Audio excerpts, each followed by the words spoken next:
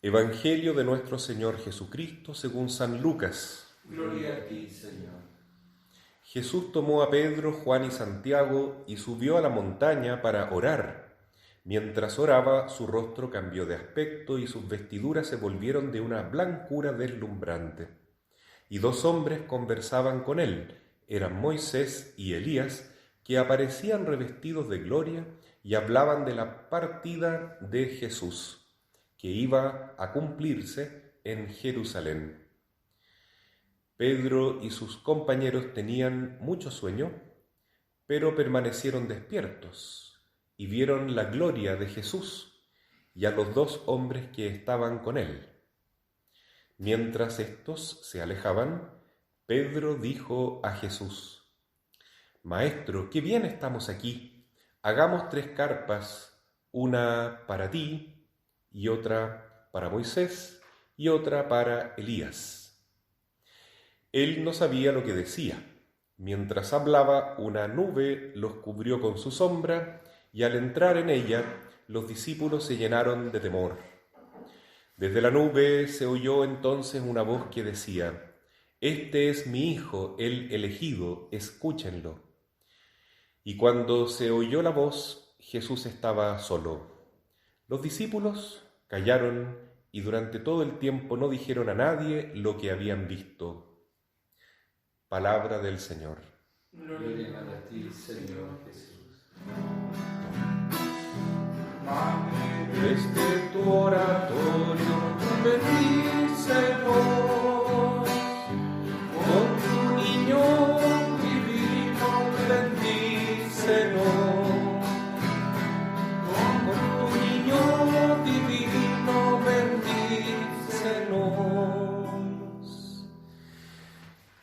Queridos hermanos, este segundo domingo de Cuaresma es el domingo en que la liturgia de la Iglesia nos invita a mirar más allá de la pasión y muerte del Señor, a su resurrección, a su victoria, a su gloria definitiva por medio de la transfiguración.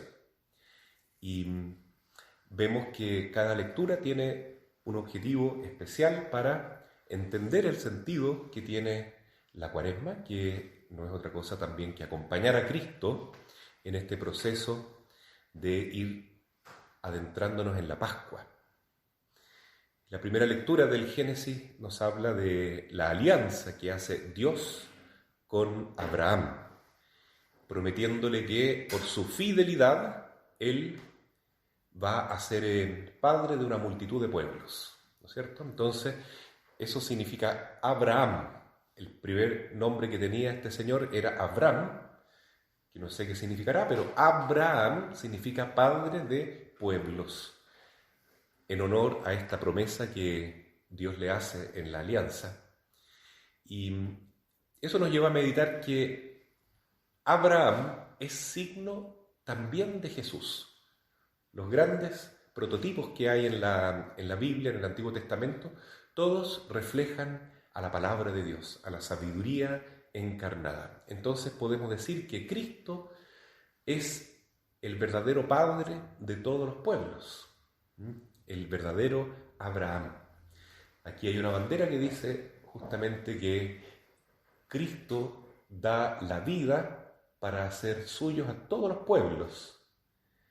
Y también la bandera nos invita a participar de esta suerte, de ser corredentores junto a Cristo, para ser padres del pueblo junto a Cristo, en Cristo, por Cristo. Pero Él es el verdadero Padre de los pueblos.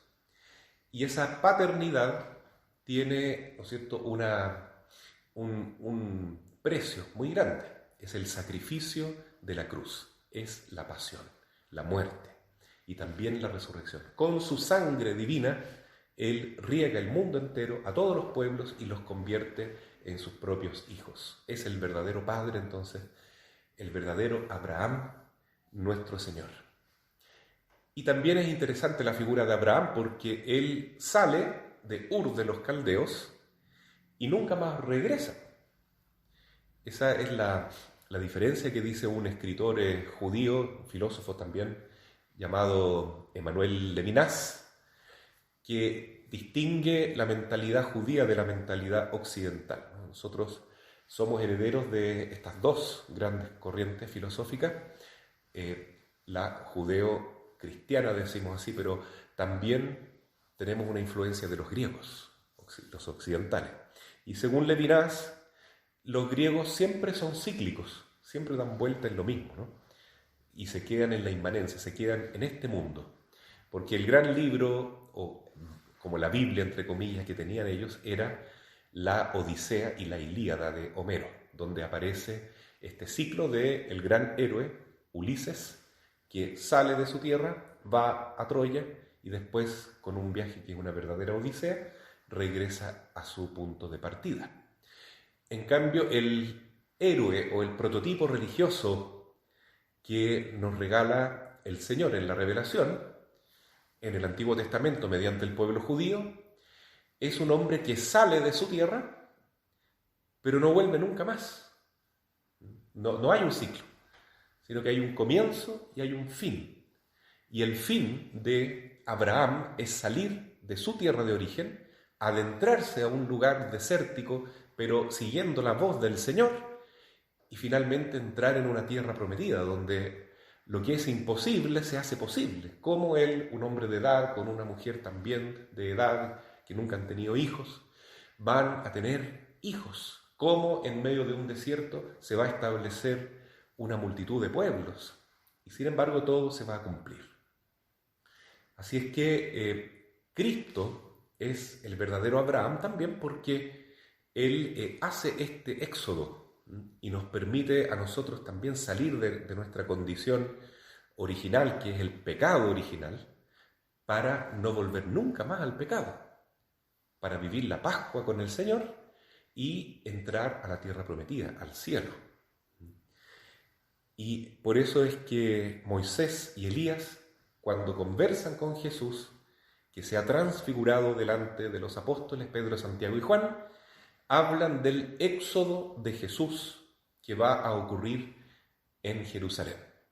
Aunque la traducción de la Biblia hoy día habla de la partida de Jesús y otras traducciones dicen la muerte de Jesús, lo que dice el original en griego y en el latín, ¿no es cierto?, después de San Jerónimo en la Vulgata, habla del éxodo de Jesús.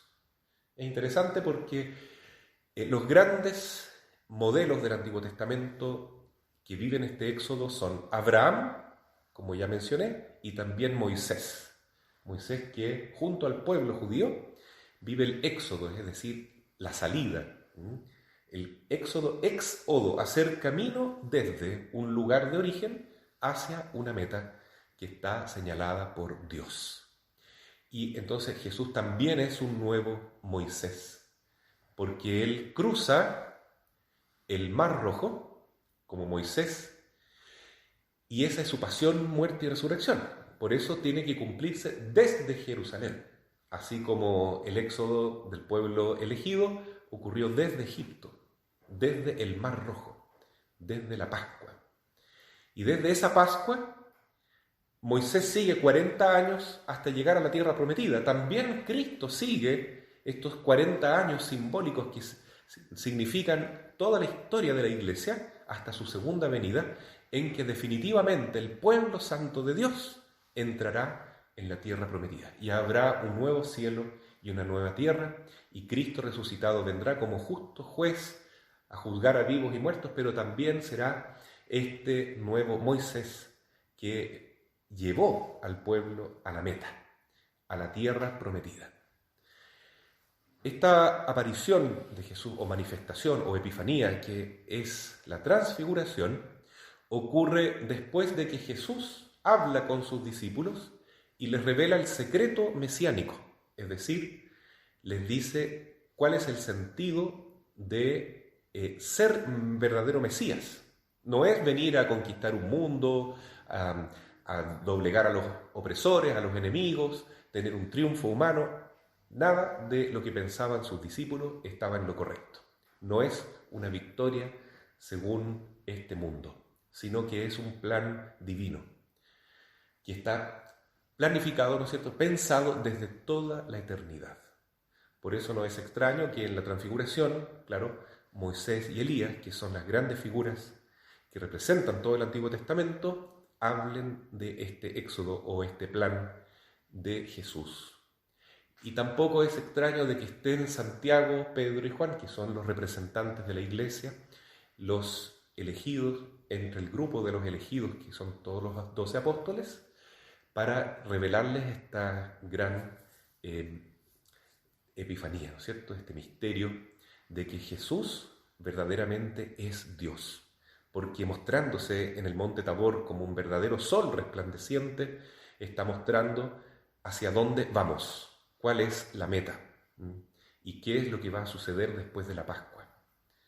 Cristo volverá a la derecha del Padre. También ahí hay un éxodo, ¿no? Cristo deja la tierra y vuelve al cielo, vuelve al paraíso, vuelve a su morada eterna. Y de ahí, bueno, ya nunca más regresará en carne mortal. Hay un éxodo también ahí. Entonces, lo interesante es que el Señor quiere hacernos participar a nosotros de esta Pascua.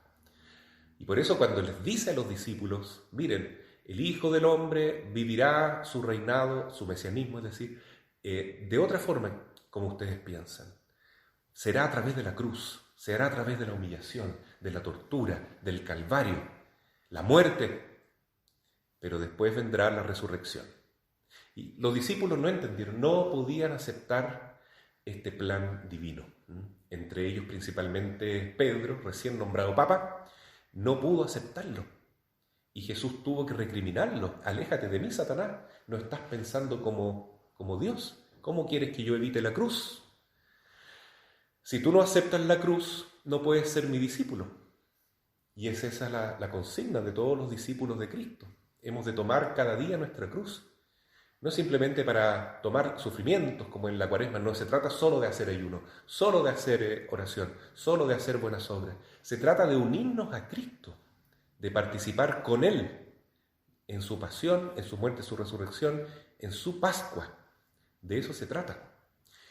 Por eso tal vez para que los discípulos entendieran mejor, al menos estos tres escogidos, Pedro, Santiago y Juan, en qué consiste esta Pascua, les muestra la gloria que Él tiene como Dios, siendo hombre, a través de la transfiguración. Y también sirve como un testimonio, porque están Moisés y Elías. Según la ley judía, bastaba el testimonio de dos para que algo quede acreditado como cierto. Entonces, es cierto que Cristo tiene que pasar por esta Pascua. Y luego vienen otros dos testigos mucho más potentes aún, porque son nada menos que el Padre Dios y el Espíritu Santo, ¿no? Primero una nube los envuelve, que es el Espíritu de Dios, que así se manifiesta en el Antiguo Testamento, sobre todo en el Éxodo justamente, y se escucha la voz del Padre y dice, este es mi Hijo amado, escúchenlo, es decir, obedézcanlo, obedézcanle. ¿Y qué es lo que nosotros debemos obedecer? Que el plan de Jesús, el plan de Dios uno y trino, es la Pascua, no solo para Cristo, sino para toda la Iglesia. Por eso, como dice San Pablo en la carta a los Filipenses, no hemos de comportarnos como enemigos de la cruz de Cristo, buscando los placeres carnales, buscando el poder, buscando el prestigio humano, buscando la satisfacción del dinero, buscando lo que el mundo ofrece, lo que la carne apetece, lo que el pecado nos está empujando a hacer, sino que hemos de buscar precisamente la cruz de Cristo, ser amigos de la cruz de Cristo, amar la cruz, no solo soportarla, no solo tolerarla, sino que amarla, quererla, desear vivir este cáliz, que es pasar por la puerta, dura, difícil, angosta, estrecha, angustiante, si se quiere, pero finalmente la única puerta que nos lleva al éxodo junto a Jesús, a partir hacia la casa del Padre, hacia la tierra prometida, a dar este paso de vida nueva, la salvación, la santificación. Amar la cruz, eso es entonces el sentido de la transfiguración en el segundo domingo de Cuaresma, y nos da esta gran alegría, ¿no?, de saber que todo este ayuno que estamos haciendo en estos 40 días, este cambio, esta penitencia, tiene ese sentido, acompañar a Cristo en su Pascua.